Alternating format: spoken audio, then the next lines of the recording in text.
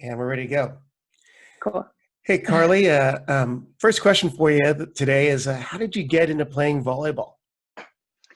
Okay. So I've come from a family of athletes, and we all were involved in track and field and basketball. And I mean, I tried dance and things like that when I was young, but my sister and my brother got into volleyball in middle school. My mom was a PE teacher and also a volleyball coach. So my sister and my brother both played for her and my uncle at the middle school, and I was 3 years behind my brother, so I would go and watch them play and be in the gym, and kind of hinted at my uncle that I wanted to try too. So we started touching the ball when I was in sixth grade, maybe a little bit before I started sixth grade, and then I tried out for the sixth grade team at the middle school.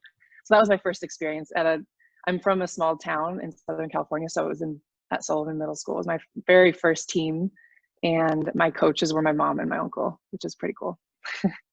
So you were kind of forced into the family team, huh? Yeah, kind of, yeah. Now, obviously, you've excelled at levels that earned you the AVCA All-American Player of the Year in 2010, and eventually to the United States Women's National Team. Being such a well-seasoned competitor for the women's national team, you've had your career and you've got a bronze medal at the Rio Olympics. But what were some of your favorite moments and some of your favorite people during this time? Gosh, really, when I think back to all of the years, I feel so honored to have played with some very specific players, and they were my idols when I first got into the gym. One of them is Courtney Thompson. I kind of watched her as she was at UW, and just really appreciated her passion for the game and the way she could lead a team and all those things. And so when I got into the gym and was able to train next to her, I was able to really feel what she was offering the rest of the girls in the gym. And I really just she took me under her wing and showed me the ropes a little bit. And we built a really cool friendship throughout those years that we were training together.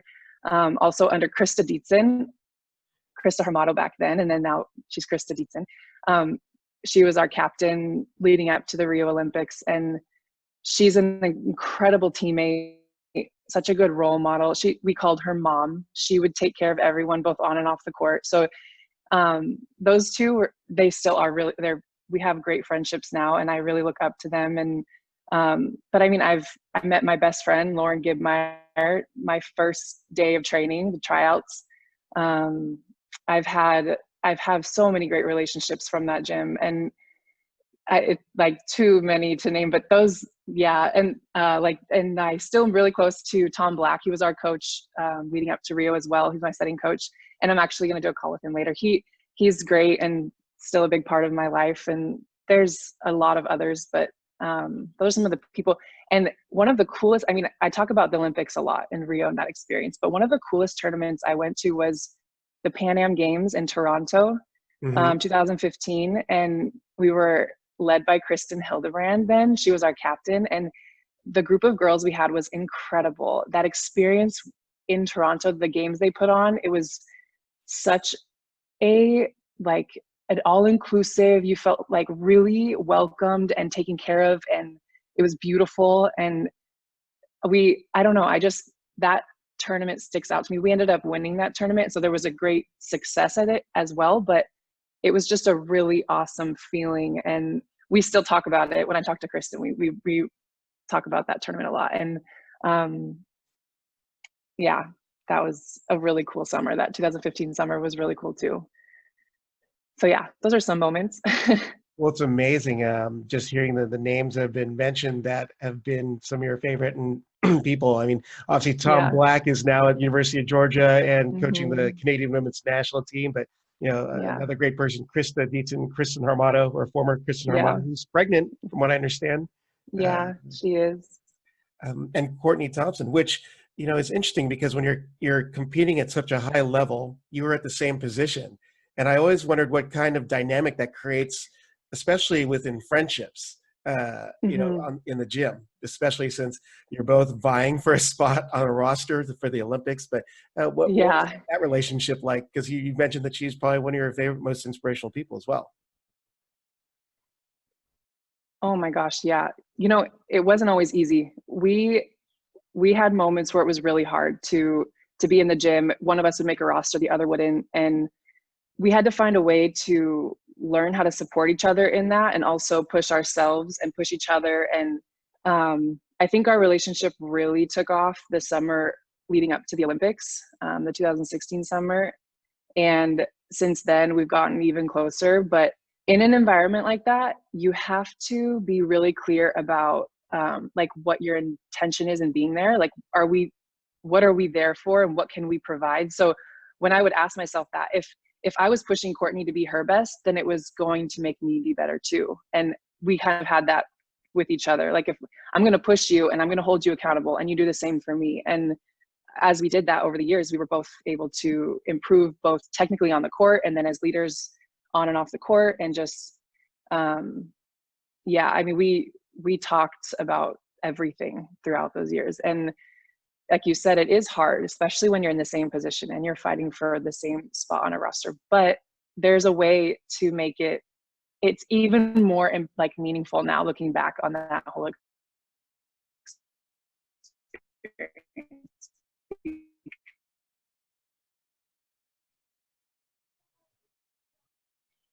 Did I lose you? We were able to, yeah, it's really cool. Wow. I think, you know, that was such a great dynamic with that team. I mean, obviously during that Olympics, she ended up being listed as a Libero, I believe, for 2016. Yeah. So she came in. She was our DS. That's right. Our serving specialist. We joked about that a little bit. But yeah, she was our rock as a leader. I mean, her and Krista, man, they were incredible. And that role, I think, was hard for Courtney for a little bit, but we talked about it, and I needed her too to help me take, you know, to step into the role of a dub sub and be able to provide the best way that I could for the team. And Courtney was amazing at that. And she helped me a lot, and she taught me different things and how to embrace it and the mindset to have around it. And yeah, so many stories with her, and she's something else, man. I really love her. Well, you know, just from my observations and of being kind of an insider but an outsider, she is such a infectious personality, and she draws people to her because of her charisma and her countenance. So it doesn't surprise me that you were both able to navigate your relationship, even though you're competing for the same position. That team just seems really tight, at least from an outsider perspective. And I know that there's hard things that has to happen, choices that have to be made. And, you know, you're there to support USA, and you want the best at that given time, because we know there isn't a lack of talent in the USA gym. So it's gotta be hard. It's very deep. It's amazing the amount of talent we have in this country. Yeah. Well, you know, next question I have for you is, you know, I had seen you, let's see, in World League in actually in June, but I know that there have been some a change in your status with the USA women's national team, and I wanted to ask you what your current status is and why you made the decision you've made. Yeah, so last summer I made a choice to step away from that path, and I had been training and competing with that team for almost 10 years. I was into my 10th year. So I felt like I was no longer in alignment with the program and just the direction it was headed. So I checked in with myself, and I decided to make that choice.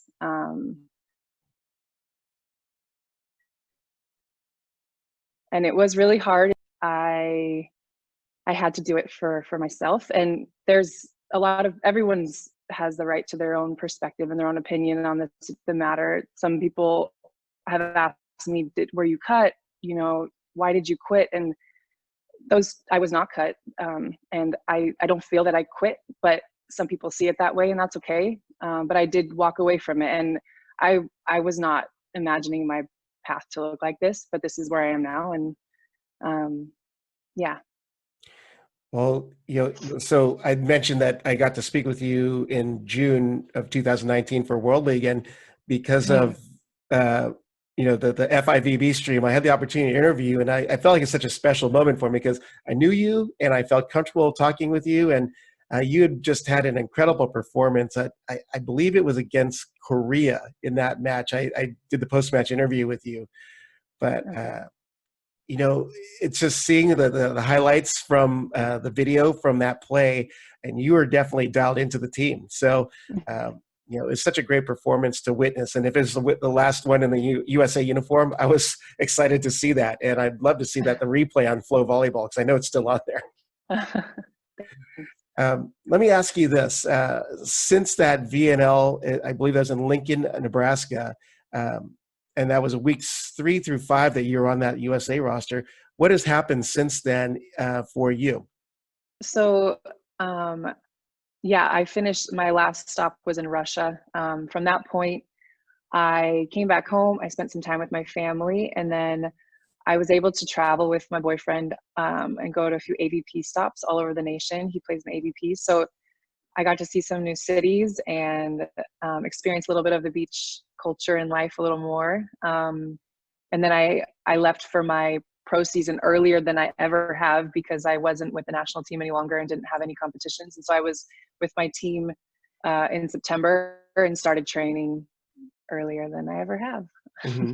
Now, just because you'd mentioned it, this is a second take on this question, but that is Riley McKibben, correct? Yes.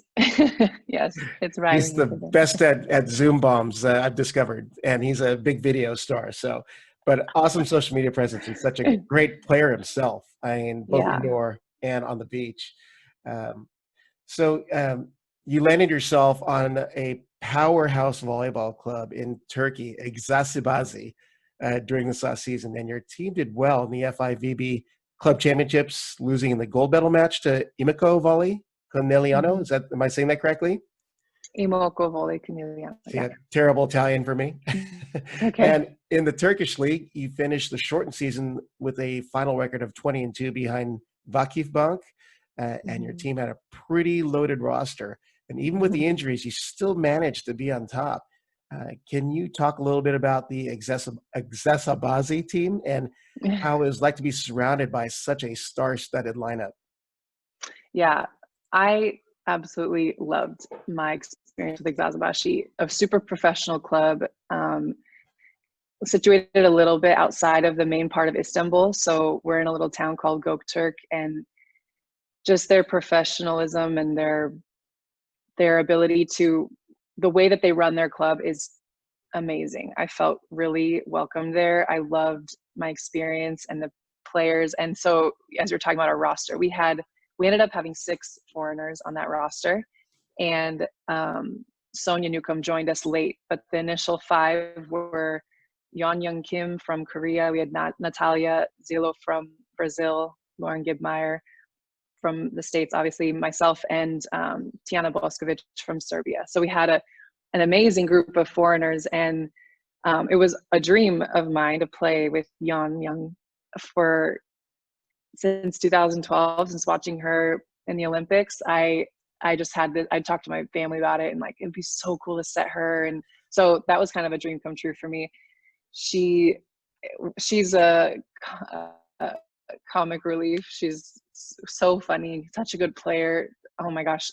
And then Natalia, I had played against her quite a few times. And the most recent was in Brazil when I played in Praia the season before. She had played in Minas, and Minas beat us in every single championship match. So we finished second in the Brazil Cup, in the South American Cup, and in the finals of Brazil, the league. And she was their star player. So I had definitely played against Nachi a lot and admired her. She's a powerhouse of a player and such a good teammate and such a humble competitor. She's amazing.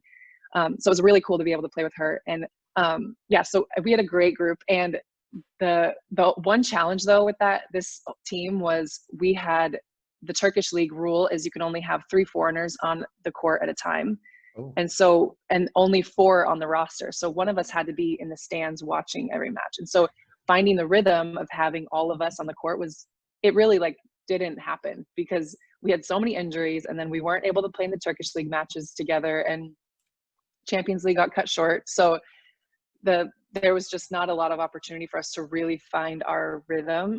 It would have, we talked about it. We feel like we had totally had unfinished business this season. We were finally getting the girls back healthy and training at a higher level, and then COVID hit. So, I mean, it was an amazing season, such a cool experience. I thoroughly enjoyed it. But yeah, I left the team on such short notice. I didn't really even get to say goodbye. So it was tough. you know, just from your social posts, and even because I follow Natalia and yeah, just seeing the dynamic of all these international players getting along and having a great time, and Yeah. is such a great thing to see from a fan perspective. And I wish that we in the States could see it more consistently. If it weren't for your social feeds, we'd know absolutely nothing about these international players.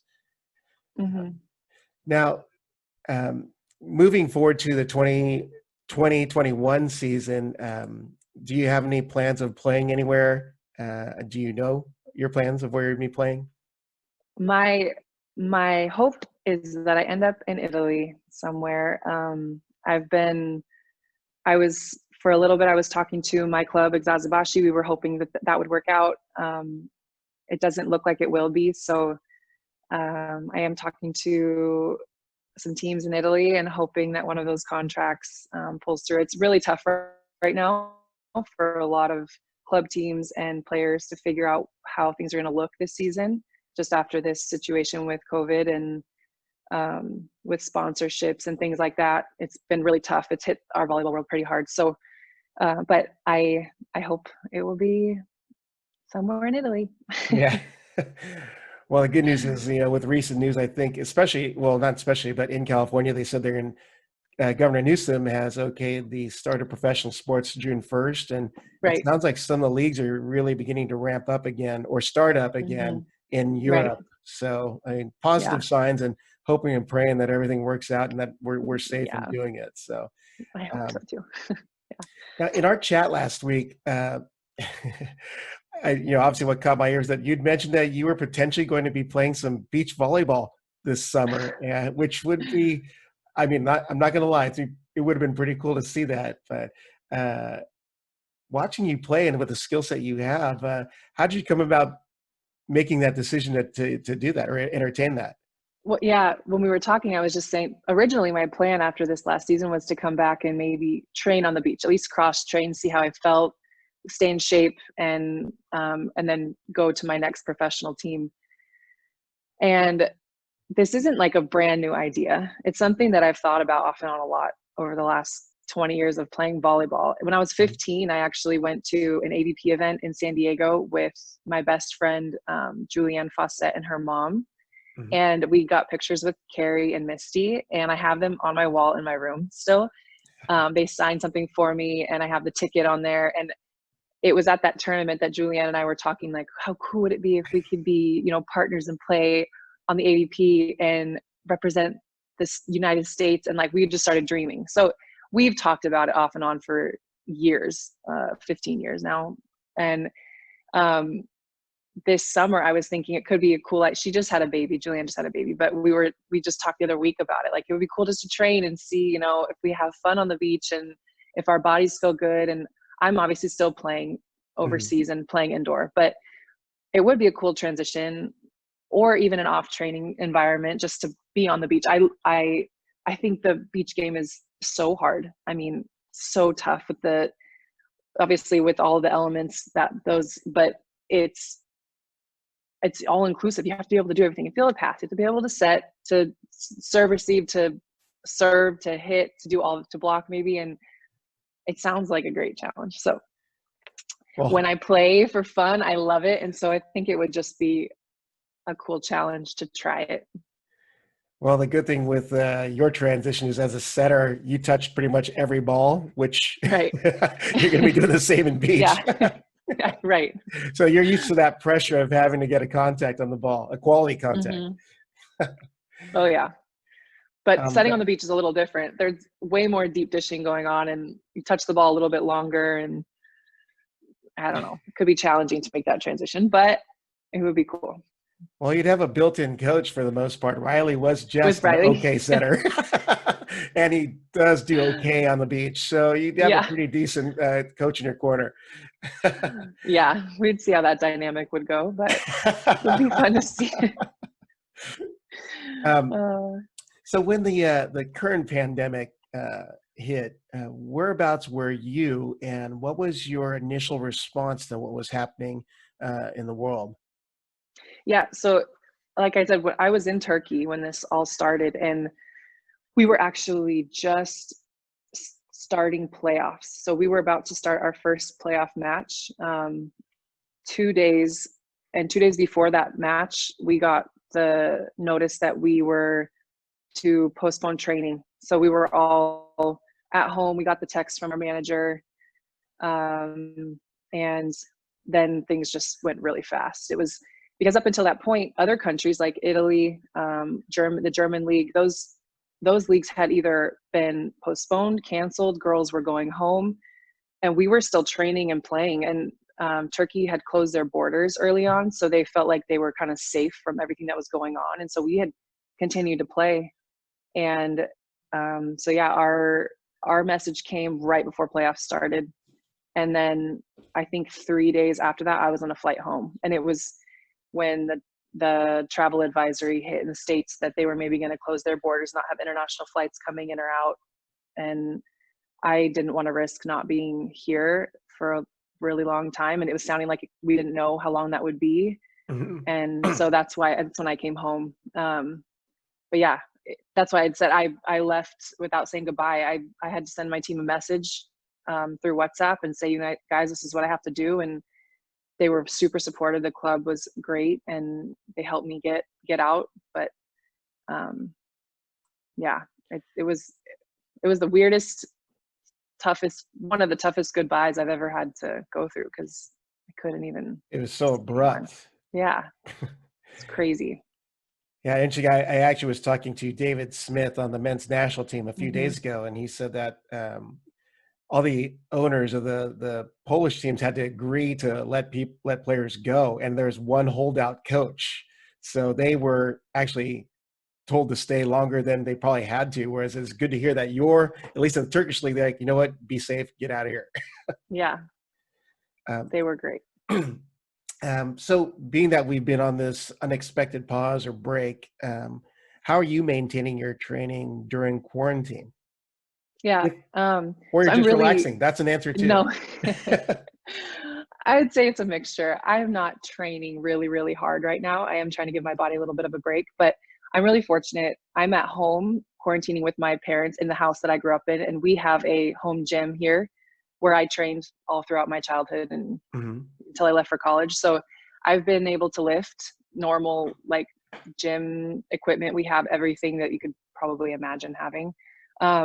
I have Riley here with me, so we're peppering and touching the ball a few times a week just to keep that touch going on. I've been doing some yoga. I do that off and on. I love it. Working on some handstand and arm stands and trying to get to a handstand. I just have been challenging myself a little bit. It's been fun. But yeah, I haven't played volleyball, but I've been staying active and also helping my uncle a ton on our property, trimming trees and doing all kinds of crazy things. So I am definitely staying active, and it's been really good. Well, I mean, the reason why I ask is because for the most part, all the athletes I've been talking to, when I see them for the first time in a long time, they look extremely relaxed, like they're refreshed almost. Yeah, Would you say you're same? totally. 100%. I just was talking to a team the other day. They were asking, what are you grateful for? And this time is what I'm grateful for. It's Mhm. been amazing to just be able to be home with my family and not have an obligation or something that I need to go be doing right now. I haven't had this time in 10 years. So it's been really, really refreshing. And also at times challenging because the side of my brain that's like, hey, you need to be doing something. You need to get up. You should have a schedule. You should be accomplishing, check marking boxes and doing things. But then I keep telling myself, you don't know, it's okay. Like you can take the time and relax and do whatever you want. And so it's still a battle, but I do feel very refreshed. Well, it's good to hear. Yeah. Okay, let's take our break right there. I'm with 2016 at Rio Olympics bronze medalist Carli Lloyd, and we'll be back in just a moment.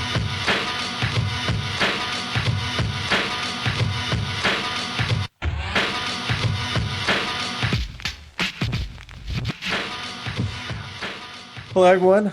Robert Sparrow here, and I'm back with Carli Lloyd, the 2016 Rio Olympics bronze medalist, who's joining me here on the Viral Volley Podcast. Thanks for hanging out with me today, Carli. You're welcome. It's a pleasure.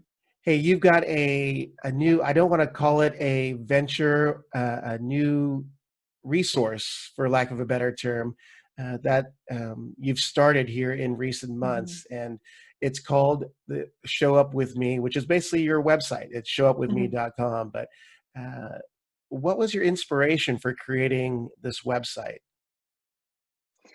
So basically what it came down to was I wanted a place to write more and I wanted a place to share more. And I wanted a space to be able to connect with people. That was kind of my space where I felt comfortable, but also was open to anyone that wanted to show up with me in it.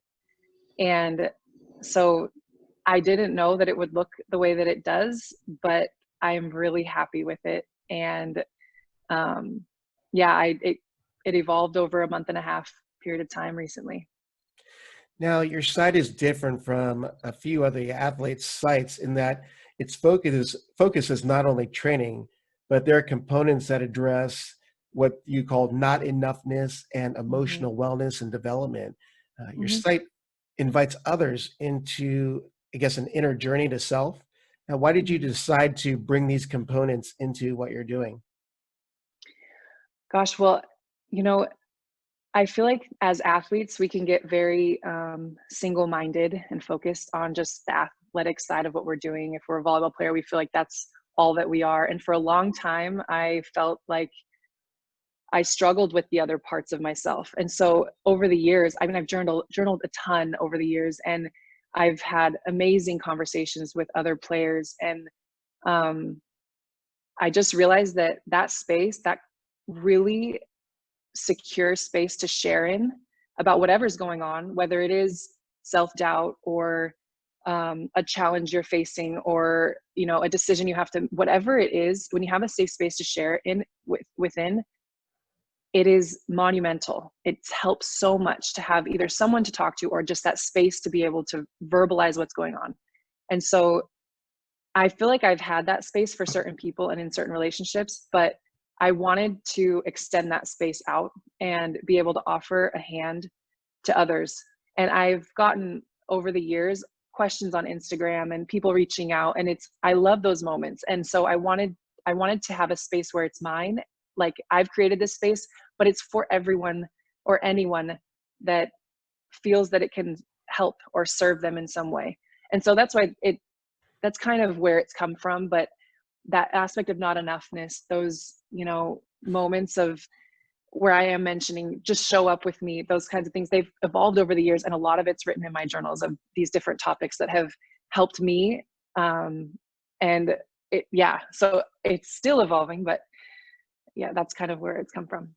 Well, it's it's a wonderful site. And one of the things that I feel makes it stand out from others I've seen as a development resource, and I do mean in a very, very wide sense, because it touches on so many different topics that are both physical, mental wellness, and well-being, is the audio component to it. With the entries that you actually have your recorded voice reading the entry.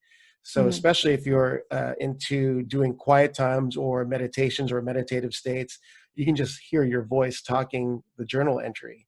So it gives an opportunity to focus a little more on the words and be more centered. So it's definitely unique, and it provides such great content. I appreciate you saying that, because that component, I wasn't sure about it and I had never really seen it anywhere else. but it actually, a few of these ideas have come to me within some of my meditations that I do in the mornings. And I had this moment where I kind of saw it happening and it just felt really right. And I thought, there are times that I've listened to books, and the times that I connect the most with the book that I'm listening to is when I hear the author reading their own book. And Mhm. so I thought maybe that's something I can try to implement in the website, but with my blogs, is just reading them, and hopefully the listener or the reader could feel that a little bit deeper. And I've gotten great feedback so far. And I really am, this is challenging for me. These things are not easy, but I I just keep feeling like this is the space that I'm meant to be in right now, and it is helping, and that's all I can ask for. Well, it So provides a deeper level of connectedness for, different users or visitors to your site, because mhm, there's different modalities of learning, and some are visual, some are audio, some are, totally. tactile. So it's another venture into allowing people to enjoy what you're doing or partake in what you're doing. Mhm, You'd actually alluded to it in your response, but your site has personal blog entries that you've coined as more like journal entries, like a free mhm, thought type thing, and reveal your life's journey. And they also reveal a very vulnerable and transparent side to your experiences and to you. Can you take mhm. us through some of the topics that you discuss? Yeah. So far with my blogs, I think I have 4 out right now, but the topics in there are things that I've journaled about. I have a journal that I write all kinds of things in. And so far with my website, the first journal entry that I talk about is it's called Showing Up. And that's basically what this site's about. And it's really just allowing the authentic version of yourself to come and be whatever it is and ask whatever it needs to ask, and to to embrace it, to embrace your truth, to embrace whatever you're feeling, whatever you're going through. And just, that's what that entry is about. It's about my path to accepting that and actually doing it. Because for a long time, I don't think I was showing up in all of myself and really comfortable with every aspect of myself. So I think I've always kind of dabbled in it, but that that journal entry talks about it happened in 2016, and from then I've really tried to embrace it more and more, and to be really comfortable and confident and at ease in this space of all that I am, not just the volleyball part of who I am. And yeah, I talk about love a lot, because that feeling place of love for me is huge. It's where I know that I'm where I'm supposed to be. I'm a big time feeler. I'm a big time connector. And I truly believe that when we ask ourselves, what would I do if I were doing it from a place of love? I think the answer for me, a lot of times, it's so simple. I know which direction I should go if I'm answering in that space.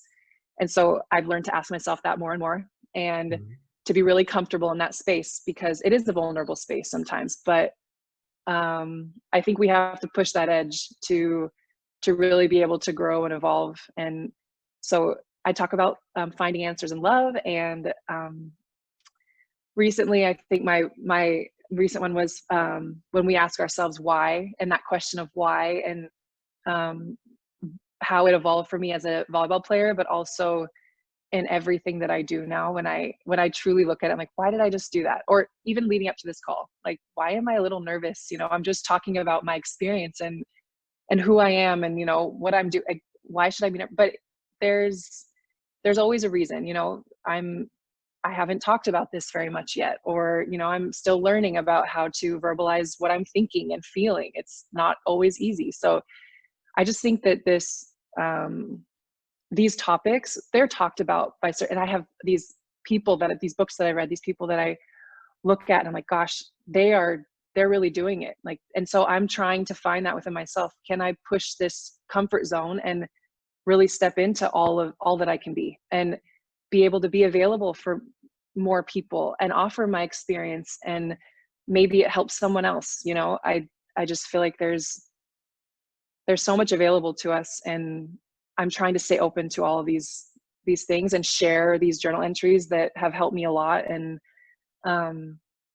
yeah, That's like that's a long-winded beautiful answer. response. I was letting you ride with Thank that you. one. I so many Thanks. questions Sorry. were popping in, but I'm going to let it roll because Cool. what you're saying is so perfect. Um, hey, as a successful athlete as you are, it's easy to be viewed as a role model or someone to be looked up to, living a life that is with little or no personal challenges. At least can be viewed from an outside perspective. But Hmm. the reality of it is there are challenges, and Hmm. you vulnerably share your journeys and your challenges. Um, on your site, it seems you want to help those who are struggling in their personal journeys, be it on the court or off the court, with an overarching theme or setting that it's okay to struggle. What has been your motivation to address and openly engage those who are searching to find themselves in their struggles? Yeah. Well, I just think that that alone, like a lot of people look at, the level that I have played at or other athletes are playing at, and they think, gosh, they have it all. It's just so easy for them. It comes naturally, or their life's perfect, and it's just not true. I mean, I'm speaking from my personal experience. I have faced a ton of struggle, and it's not been easy all the time. But those moments of struggle, those low moments, are when you really find either meaning, or you learn a lesson, or it helps you understand, you know, what you're capable of, and allows you to push the boundaries again and go for something maybe a little bit greater. And so I I find that when I talk about my injuries, when I talk about my moments of self-doubt, when I talk about the depression that I went through, I access I can connect with people, and they can understand, oh my gosh, so she went through that and she got to where she is. So maybe I can get out of this and get to where I want to be too. Mhm. And those types of moments are crucial. I mean, we can all help each other in different ways. And I feel like in my experience, in my journey, I know that there have been people along the way that have shared their hardship with me and shown me that, hey, you're going to get through this too. But you have to make choices, and you have to, ask yourself the right questions and do the things that are going to take baby steps forward. And so that's kind of where my motivation comes from. I know that it's helped me. Those tough conversations, those challenging moments have helped me get to where I am now. And so I'm trying to show our future generations that it can be that same thing for you. And it's really exciting. It's it it wouldn't be. I mean, you can't ask for hardship, but when it shows up, it's for a reason. And I've learned that over and over and over again. So I like I like this space of vulnerability and be able to talk about it. It's refreshing and it's real. So Well, as I was going through your site and from our discussions before leading to our recording here, I couldn't help but think of one of my favorite books is by J.R. Tolkien, The Lord of the Rings. But one of my favorite mhm, quotes in there is, not all who wander are lost." And it just mhm, made me think of the journey that you're inviting people to, because it's okay to wander, to seem like you're aimless, but in all essence, you're finding a path. So it's a mhm, process, and I feel like that's what your website does, your totally. entries, and it's Mhm. refreshing to see someone who is willing to share the journey to Thank you. help improve or help other people navigate life's celebrations, joys, struggles, and pains. So um, it's wonderful what you put together. I'm hoping that Mm, more people check it out and engage with you, because you're thank you. very articulate and you're very in touch with what your experience has been. And Thanks. I think a lot of people can benefit from your experience and just get great support from you and the resources you have. Thank you. I really appreciate that. So with that, I wanted to see what message of encouragement would you have for those having a tough time, especially right now in the current pandemic. I mean, there's a lot of stuff going on that I wish I could say was Yeah. very positive. You're seeing increased emotional struggles with people, and even the Mhm. suicide rate has been up. I just saw an article yesterday that Northern California is the suicide rate has gotten to a point where it's getting near the fatality rate for COVID. But there's obviously a sense of hopelessness and despair. What would you tell people who are struggling with what's happening now?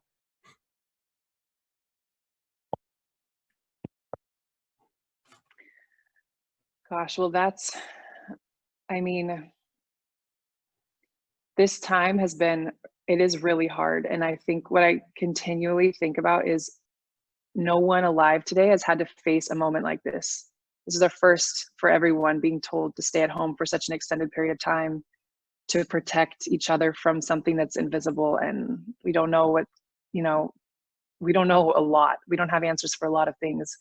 And so when we are in a moment of difficulty, when we do ask, there's not very much help out there. You can feel like that, at least, because no one has an answer. No one knows, when this is going to stop or what it's going to look like afterwards. Mm-hmm. But my suggestion is to talk about how you're feeling and find a support group, find someone to connect with and at least share, because first of all, you're not alone. Everyone is going through something right now, and we can get through this, but that saying we can get through this together is super relevant, because you don't have to get through it alone. And you might feel like you're alone if something's going on with your business or your family, or you've lost someone. I mean, there's a lot of things that are really hard.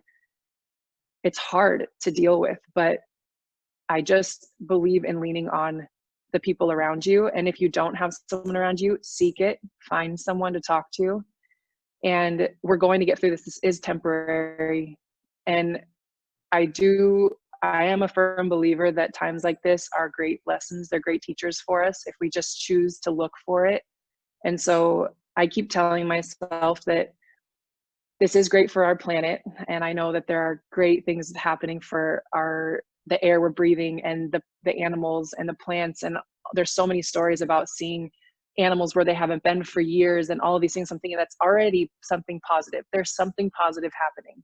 You may not feel like it's happening to you, for you right now, but it could be right around the corner. And we just have to stay patient. And there's always time for inner work, which is like, I've learned that throughout my life and the hard moments that I've been in, especially when I was in a really scary place and feeling alone and depressed, and like I didn't know which way to go, and I was injured. I couldn't play volleyball. I felt like I didn't want to burden my family. I was trying to keep to myself. I was getting therapy, and I didn't know what to do during that time. But I learned, looking back, that what I was doing during that time, I was journaling, I was connecting to a deeper part of myself, and I was realizing that this isn't going to be easy, and I have to keep making choices, and I have to talk to myself in a different way. And my inner voice was so critical and so negative. And that awareness, it was like in that period that I realized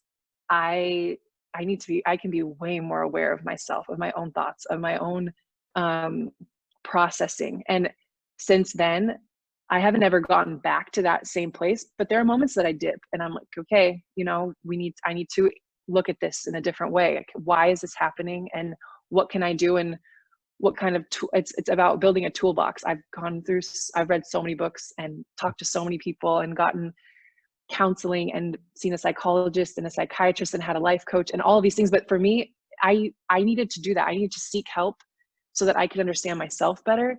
And then maybe I can help someone else, find the right person to talk to. Or it's been this huge journey. So this is a really long-winded answer for this amazing question. I mean, there's not just one thing out there for everyone. I feel like everyone is so unique that it's worth finding what works for you. And sometimes it's trial and error, and you can feel like you can try something and it doesn't work, but keep trying, keep looking and finding. And at the end of the day, when you find the feeling place of love or of goodness or of happiness, or those are your like little nicks, like follow that. That's where you want to be. That's where you want to find that more. And the more we do that, I think just the better you'll feel, and then the better I think your path will be. But it's challenging at first. So I feel for a lot of people right now. And I think I'm fortunate to have gone through a really tough time before this hit, so that I'm not, I don't sit in a lot of fear about what if I don't have a contract. I think about that, but I'm like, okay, it's going to be okay. And I have all these questions like, well, I don't know what I would do. What if I don't have a source of income for the next year? Or what if but then I'm back to, okay, like I can get through this, I'll find a way. And I just trust that I trust in myself. I trust in the toolbox that I have, the people around me, I just have built a space where I'm going to be okay. And we'll all get through it. That was a really long answer. Sorry about that. It's a great answer. All over the place. That's a great answer. I wanted to give you an opportunity to recognize any sponsors, backers, coaches, friends, and family on your journey. And who are some of those people that I'm sure it's a lot, but, Yeah. roll with it. Gosh. Okay. Well, the first people that come to my mind are just my mom and my uncle. And this, especially during this time period where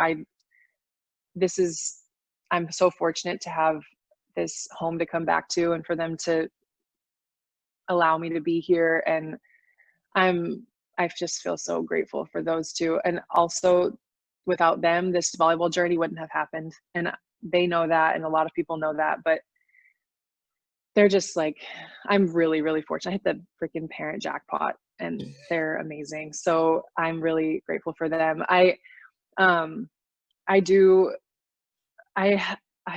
know. There's so many people that are just amazing. I do feel like I don't even know, Rob. It makes me. Well, you're still on the journey, so I can get you again, and when retirement happens, like in 15 years. How about that? Oh my gosh, there's too many people. I'm so grateful for so many things. Yeah, that's all I can get out right now. I think I'm just. Yeah, no worries. That's a good problem to have, and it just shows that you're in a really good place, and you're aware of. I am. The things you've got around you, and you're grateful, which is an excellent attitude to have. And thanks. Stepping back to your response, I mean, we will make it through. It's going to be okay. We will, and seeking help is definitely the key. Finding someone to go on the journey with you, someone to be the crutch when you need to. Totally. I love that.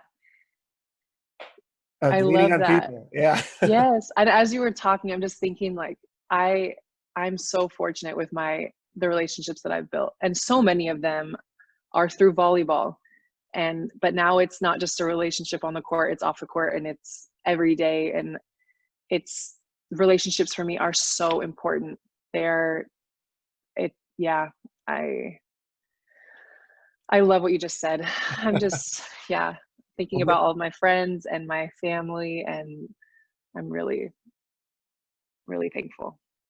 Well, I've got to ask you, because I hate calling it just content or material, because what you're doing on your site is, it's very touching and can really affect people's lives in a very positive way. So we'll call it an encouragement resource. But how can our listeners and viewers contact you or follow you on social? Cool.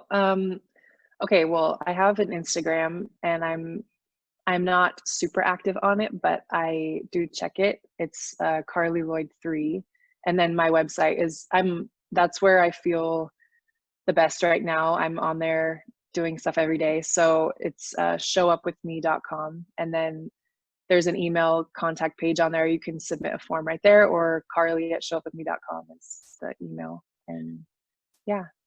And then finally, I know this has been the big thing since we're all in quarantine mode, but are you available to meet with teams and coaches for speaking engagements online? If so, how can they reach out to you?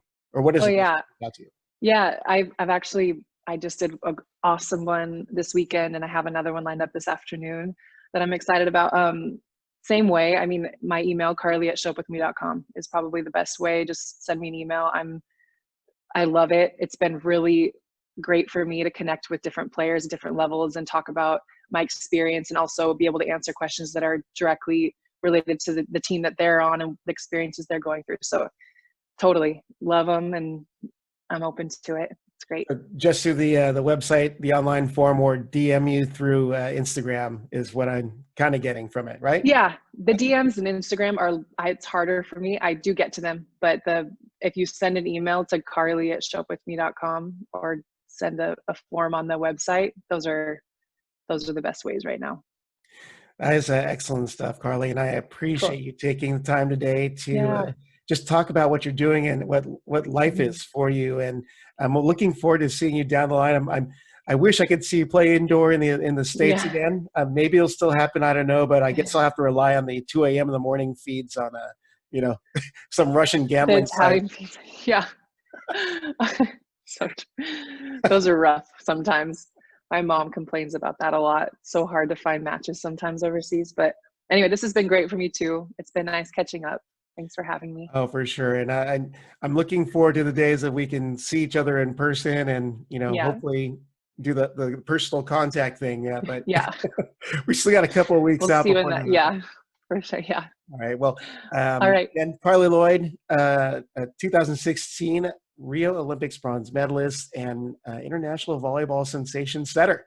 One of my favorite to watch. That's Carli Lloyd. Thank you for joining me Thank today. you. Thanks.